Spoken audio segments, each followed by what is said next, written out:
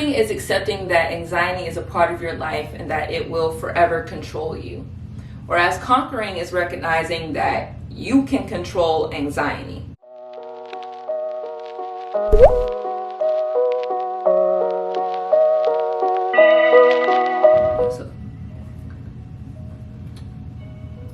Rising kings and queens, my name is Nia Love, aka The Hope Dealer, and I am a life coach / life influencer, and my goal is to become the best version of myself, and along that journey help you become the best version of yourself for yourself. If you would like to join the empire, you can find me on Instagram, TikTok, Twitter, Facebook, all at by Nia Love. I'm always posting transparent, relatable content, so head over, follow, like, check us out. All right, let's dive into it. Anxiety is always a topic that I hold near and dear to my heart because it is something that I have struggled with since I was in probably 3rd grade. That was the first time that I noticed that I had an anxiety disorder. However, I was not diagnosed with GAD or generalized anxiety disorder until I was a freshman in college. In my childhood years, I suffered from a lot of anxiety attacks, and when I got into college, of course, the stress of it all caused me to have even more frequent anxiety attacks. Honestly, the most frequent that I was having those would be daily. I was having them daily. And if you ever had an anxiety attack, then you know how it feels. It feels like you're suffocating. It literally feels like you're having a heart attack, like you're dying. And I was experiencing that every single day. So if you're watching this video, I completely understand why you're watching this video. Anxiety is not to be played with. It is not fun. And I am here to tell you that you don't have to deal with it forever. If you are dealing with an anxiety disorder right now, I don't care what the counselor told you. I don't care what the psychiatrist told you, or your mom or your dad or whoever or whatever. Anxiety disorders aren't a lifelong sentence. And I understand how you may feel. On my old channel, I made a video about coping with anxiety because I thought that this was something that we just had to deal with, that we just had to find ways to cope with it rather than conquering it. So what's the difference between coping and conquering? Coping is accepting that anxiety is a part of your life and that it will forever control you. Whereas conquering is recognizing that you can control anxiety. And if you've been in the mentality of coping, that is okay. I feel like our society in general is in this mentality of just coping with things, which is why I am so against taking anxiety medication. I have personally been on Lexapro, Zoloft, and Prozac, and it felt like I was just sticking a Band-Aid on top of what the root of the problem was, which is that I cannot control my own thoughts. If medicine is your thing, go for it. If it works for you, then it works for you. But something that you should know about me and my channel is that I'm always gonna offer the holistic solution rather than pushing you towards certain medicines or certain doctors. I am always going to figure out how can we solve the problems from deep within at the root. So if that does not resonate with you, and if that's not the solution that you were looking for, so how do we conquer anxiety? I've got 3 steps for you in absolutely no particular order. Actually, you probably need to do these things concurrently. Number 1, rewrite your narrative. So going back to what I was just saying about coping versus conquering, do you understand that conquering anxiety is possible? If you do not, then you have to rewrite that narrative in your own mind, because if you don't believe it, then there's no possible way that it can happen. Faith is the strongest emotion for manifestation. So if you do not have faith, if you do not have a strong belief in what you're trying to manifest, then your subconscious mind truly believes that it is impossible.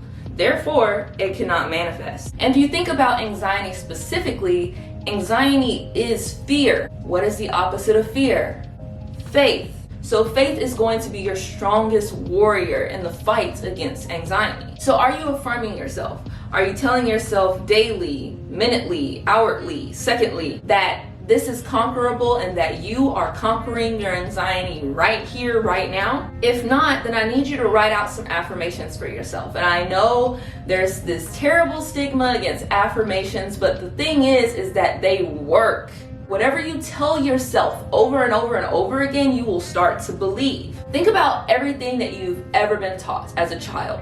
All of your beliefs, all your foundational beliefs, you believe them because someone, whether that be your mom, your dad, your grandparents, cousins, auntie, uncles, whatever, they ingrained it into you until it became a foundational moral value concept of yours. The reason why you don't believe that you can conquer anxiety is because it has been ingrained into your foundation that you cannot. Whether that has been by people that you know or whether it's been by yourself. So in order to restore faith in yourself, restore the faith that you can conquer this anxiety disorder, you have to rewrite those programs. You have to affirm yourself and convince yourself, prove to yourself that it is possible. So I need you to write your affirmations. You can put them on a sticky note, put them on your wall, put them on note cards, carry it around with you, put it on your phone as your wallpaper, journal and rewrite them every day. Whatever method works for you. If you aren't familiar with writing your own affirmations, I actually have an affirmation card deck coming out very soon. I'm shooting this video a month in advance, so I'm not sure if they're out by the time this video is posted. However, I will leave you a note right here that tells you if they are out or not. If not, stay tuned because they are on the way and they are catered to you loving yourself and trusting yourself and having faith in yourself. All right, number 2 is about controlling your thoughts. So there's this book I read a couple years ago that completely changed the game for me. It is called The Untethered Soul by Michael Singer. This book talks about the power of controlling your thoughts and how to go about controlling your thoughts so that they don't control you. Your thoughts control your reality. Whatever thoughts you entertain most are the thoughts that are going to manifest into your reality. Think about the red car theory. I actually have a red car. But before I had a red car, I didn't recognize how many red cars there are actually out there on the road. This is because before I had a red cars just weren't on my mind. I just wasn't paying attention to them. It doesn't mean that they weren't there.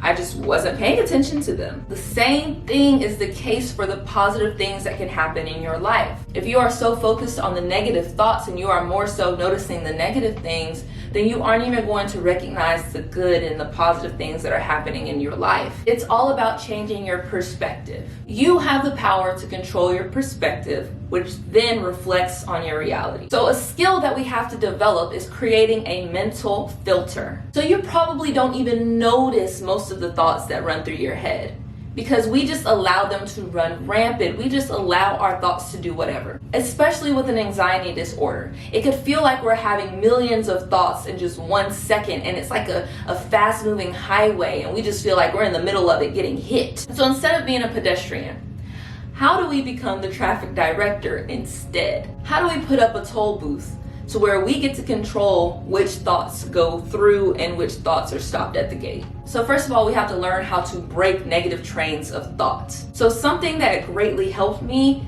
is meditating. Now I know not everybody likes to meditate, but there's this powerful form of meditation called noting. Noting is where you allow your thoughts to do whatever they're doing. However, you're paying attention to them. You are watching. And if a thought passes through that you don't like, then you note that it's there and you let it go. Once you keep doing this in the practice of meditation, noting will become a part of your everyday life. Every time thoughts come through, you will note, oh, I don't want that. And then you can let it go. But it comes in practice. So once you learn how to note, then you can start to track your negative thoughts. So another thing that helped me is that when I would have reoccurring negative thoughts, I would write them down in my journal, and then I would rewrite that narrative, going back to step 1, into something that I would rather believe. So one negative thought that I frequent is that I am an awful friend. But noting that that is something that is frequent in my mind, I took that, wrote it down in my journal, and rewrote it into I am an awesome friend. I love people. I pour into people. People are lucky to have me as a friend. So when that negative thought pops up, I can affirm myself so I can rewrite that program. So then that negative thought, when it pops up, it would immediately shift, over to the positive. Again, this is a skill that takes constant practice over time, so do not give up on yourself. When I first started doing this, I was awful at it, and I still had anxiety attacks. I still allowed myself to spiral sometimes. But just like any skill, it takes refining and refining and refining and perfecting and perfecting and work and work and work and work until it becomes unconscious. The goal here is to stop the spiral. Anxiety feeds off of more anxiety. So when we learn how to note, when we learn how to rewrite, when we keep practicing that to the point that our mind does it unconsciously, we can stop the spiral before it even begins. Spirals lead to more negative programming. So the goal here is to stop the spiral in its tracks, which again is going to take time. But do not give up on yourself and continue to practice. Okay, so the last thing, number 3, is nourish your mind. What are you feeding your thoughts? What are you consuming the most of? Social media, news, even the people that you talk to. Are you consuming a bunch of BS negativity all day? Is your social media feed full of like scandals and who broke up with who and he is a dirt bag and all these killings and shootings are happening? Are you watching the news? The news can get really depressing and it can trigger your anxiety. Are your friends and family just these negative people that just never see the beauty in life, that just never see the beauty in you and never want to be great and never want to push you and are always complaining? Write down for yourself the negative things that you are feeding your mind and then get rid of it. Now understand there are some things you can't control, like you cannot control people. However, you have the ability to set boundaries. I know my family and I know that they can be negative Nancy's and Nellies all day long. So I have to put that boundary up for myself to limit the amount of time that I spend with them. And during that time, I have to have my mental guard up so that I don't adopt their negative mentalities as my own thoughts. But again, creating that guard, creating that toll booth, that barrier, that fence, that's going to take time. So you really have to create stronger boundaries in the beginning more than anything. But as you get a grasp on your anxiety, then you will be able to loosen those boundaries a little bit if you want to. You may not even want to at that point. If you need to go through and unfollow some people on your social media, do that. I have to cleanse my social media several times. If I'm scrolling through and I see something that I don't like, I immediately unfollow. Why? Because I know that that is feeding my subconscious mind and I have to protect my subconscious mind. Are you listening to all this music about how life sucks and everybody sucks and spread hate? And I don't even just mean like media and relationship wise. What are you consuming with your food?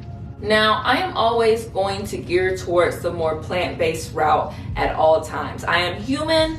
I veer from that sometimes. However, most of the time I do try to live a plant-based lifestyle. And that is because meat, dairy, processed foods, refined sugars, things of that nature produce anxiety and depression. Energy is transferred, correct?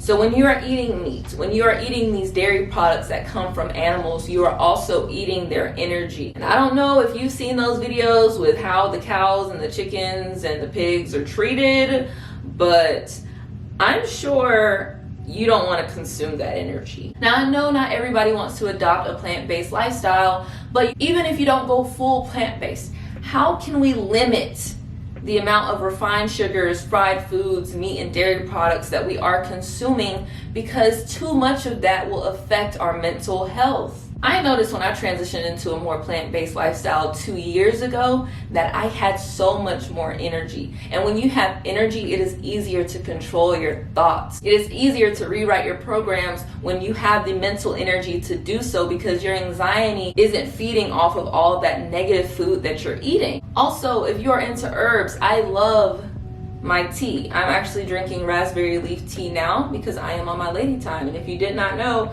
raspberry leaf tea is wonderful for easing those cramps. But if you are a tea person like me, chamomile, lemon balm, valerian root, lavender, those are going to be your best friends for easing your anxiety. I always have a cup of tea every morning, and the herb that I choose is based on what I feel like I need throughout that day. So I have all 4 of those sitting on my counter right now, ready to go if I ever wake up feeling like my anxiety is going to be a little bit higher on that day. So those are the 3 steps that I have for you to conquer your anxiety. Now, I'm not saying it's going to be easy. I'm not saying it's going to be smooth sailing. I'm not saying it's going to happen overnight. This is something that takes continuous practice every single day until it becomes unconscious. I'm not even at a point quite yet where controlling my anxiety is completely unconscious. I still have 1 to 2 anxiety attacks per year, but that is so much better than having 1 to 2 anxiety attacks per day. I even had a little spiral last night, but it only lasted about 10 minutes before my positive programming kicked in, and I was like, Nia, no. You are a baddie, you are a goddess, can't nobody tell you nothing. And then I snapped out of it. But it's because for like the past 5 years, I've been putting in continuous effort into reprogramming my mind and rewriting my thoughts and controlling them. So if I can do it, if I can go from having an anxiety attack every single day to where I am now and continuously growing, then I know that you can do it. You just have to believe in yourself and execute. Remember, faith is your biggest friend. So if this video helped you out in any way, please like, comment, share. Please subscribe. If you like my vibe, please subscribe. This video is a part of my 30-day challenge where I am posting a video every single day. So go ahead and turn on your notifications because they are coming. If you have any questions, feel free to leave a comment down below or reach out to me on my Instagram. That is the platform that I am most active on and that I am most likely to respond. Let me know how your journey goes. Keep me updated in the comments, but I love you and I will see you next time.